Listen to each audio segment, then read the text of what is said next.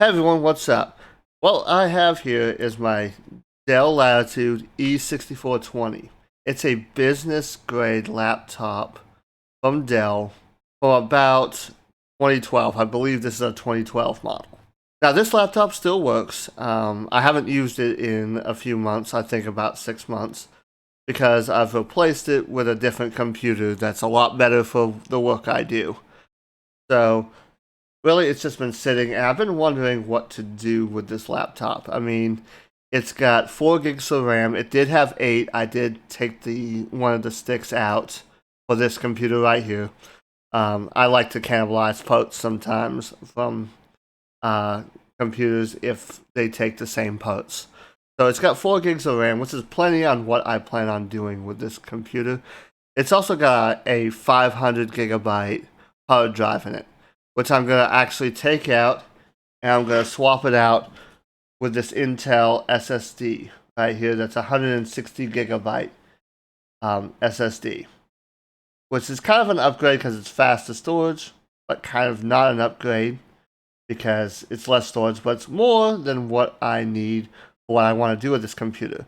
Now, as far as my plans for this laptop, I was planning on just putting Windows 7 on it because Windows 7 is what it's designed for. It runs Windows 10 right now, but it was designed to run Windows 7. So I went to the Dell website to pull down the drivers for it, and I found out something very interesting, is that Dell provided Windows XP drivers for this model of laptop. So this laptop supports Windows XP as well, which wasn't uncommon in 2012. Many businesses were still using Windows XP at that time because Windows Vista was a disaster.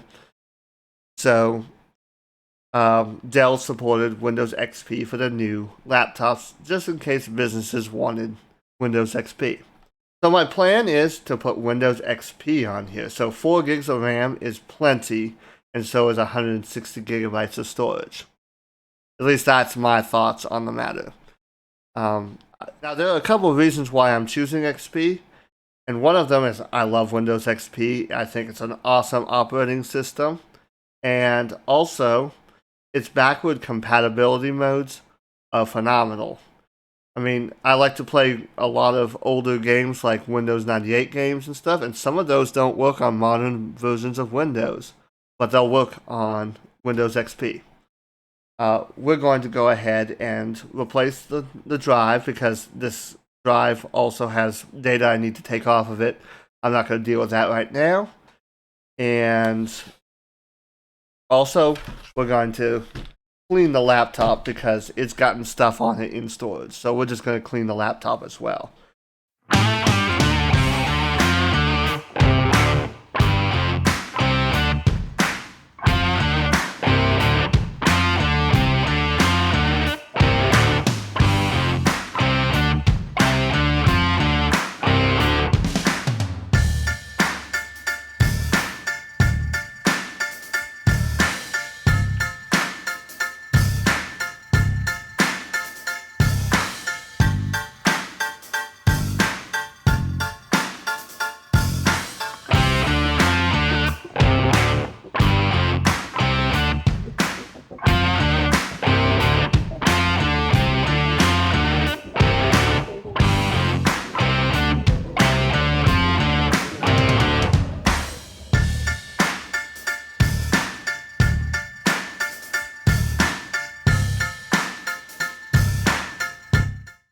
Okay, so I got the hard drive replaced with the SSD.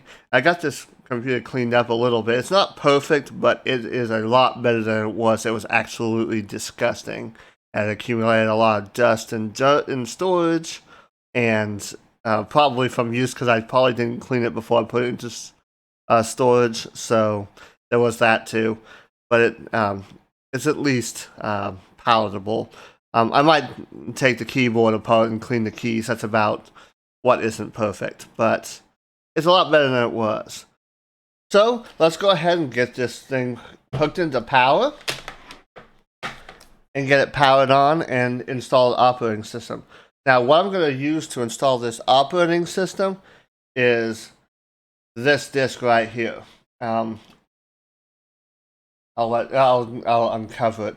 But what this is a copy of Windows XP. I own several original discs with licenses, but this here is a disk with all the Windows XP updates, and it's pre-activated, so it's pretty much a cracked version of XP. Now, I really wouldn't recommend using cracked versions of Windows because they're a security risk, but I don't plan on putting this on the internet, so that's not going to matter. And I hate the activation system for Windows XP. I'd have to call in to the hotline and activate it. And if I don't have to deal with that activation shit, I'm not going to. So I'm fine with using this pre-activated copy of Windows XP. It really saves me the headache. So that's what I'm going to do. But seriously, if you're putting computers on the internet with like Windows 10 or Windows 11, don't use cracked versions of Windows. It's a bad idea in most cases. I'm just making the exception for this computer because I'm not doing anything important. Hi, future me. I meant to actually make a whole video showing everything I did to this laptop from start to finish. But as I started editing this particular video was going to be over an hour, so I think I'm going to cut it off right there and just summarize what I did just to save some time so that this is not like an hour and a half video. So this particular retrofit of this computer didn't go as smoothly as I hoped. I did run into quite a few problems. The first was that SSD, that 160 gigabyte SSD. It didn't work in the computer. The drive did work in the last computer it was in, and I did stick it in another computer to test whether it still worked or not. It does work. It just did not work in this computer. And that kind of reminded me that this computer is very, very picky about its drives. I remember about a year and a half ago, I tried to stick a terabyte hard drive in it. It wouldn't work. So for some reason, this particular laptop is picky about what kind of hard drive is in it or what kind of SSD is in it. So what I did was I went to my spare parts bin and grabbed a 500 gigabyte hard drive from it. Now 500 gigabytes is kind of overkill for this computer and what I plan to do with it because I'll be taking stuff off, putting stuff on. I don't really need that kind of space, but this drive did work in this computer. Okay, so once I got the hard drive sorted, I put that Windows XP disk into the computer, but it would not boot from that particular CD. I don't know why. It would boot into a virtual machine with that image, but it would not boot on actual hardware. I found that kind of strange. So to fix this, I went online and downloaded another pre-activated image and bumped it to a CD, and that image did boot. And I was able to get into an environment to start the XP setup, but once it finished loading, it would immediately blue screen out. And this blue screen happened with any version of XP I tried, including the official disc I have on my shelf. So I figured I needed to take a look at the BIOS, and for some reason it was in RAID mode and it needed to be in ATA mode. Once I got that switched over, I could install Windows XP. And I did actually get that particular copy of Windows XP installed successfully. So once I got that particular OS installed, I started installing the drivers that I got from the Dell website, and I was having some issues with some of the drivers. And this image said it was 64-bit on the download site. It actually was a 32-bit image.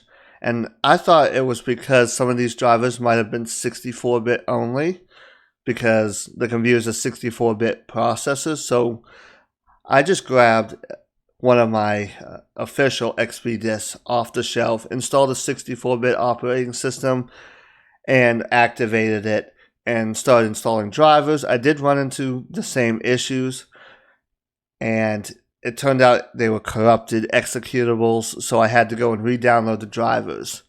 And once I re-downloaded them and tried them again, all the drivers installed. So it's a 64-bit operating system on this particular laptop right now, which is okay. It's a 64-bit computer, so 64-bit Windows makes a lot more sense. So the only other major driver issue I had was with the graphics driver.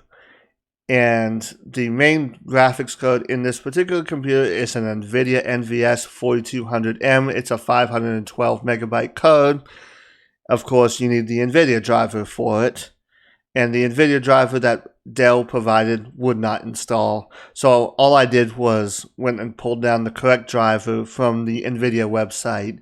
One is the Wi-Fi driver, which I might fix if I decide to network this particular computer without the internet. And the other driver that isn't installed is the fingerprint reader that's built into it, which I don't intend on using, so I don't care, so I just disabled the device.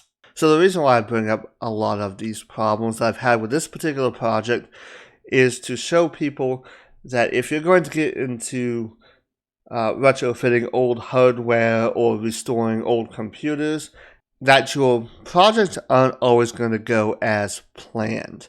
You're going to run into issues. You probably wouldn't even run into the same issues that I ran into, even if you grabbed a Latitude E6420 off of eBay and tried to do the same thing.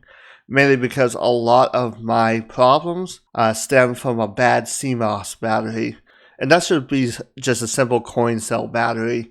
I didn't have one on hand, so I have to go out and get one. And that should be an easy enough problem to fix later on. So don't let that discourage you from restoring old hardware, but just know things are not always going to go as planned, and things are not always going to go smoothly. So a lot of people might be asking the question, why am I running XP on this particular hardware? It's kind of overkill for Windows XP because you don't need a quad-core Core i5 processor to run XP, and you don't need 4 gigs of RAM, and you don't need a 512 megabyte NVIDIA card. And you're absolutely right, but that's kind of the point of this particular computer. I wanted a computer that was overkill for XP for a couple different reasons. One is I want to run XP because it's kind of one of those perfect operating systems to run legacy games from like the Windows 98 era.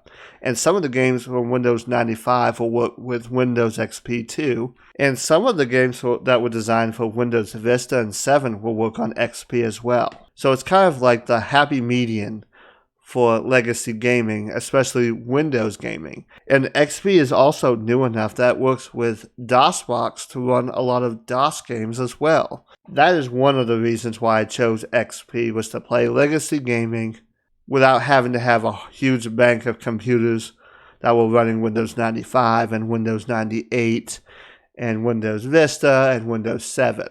Anything beyond Windows 7, 10 can handle. So you don't really need it to run Windows 10 games. Another reason why I chose to run XP on this specific hardware is because I want to use it to capture game footage. So I need the extra RAM to run capture software, and I need the extra cores to run capture software as well. So yeah, that's about it for this video.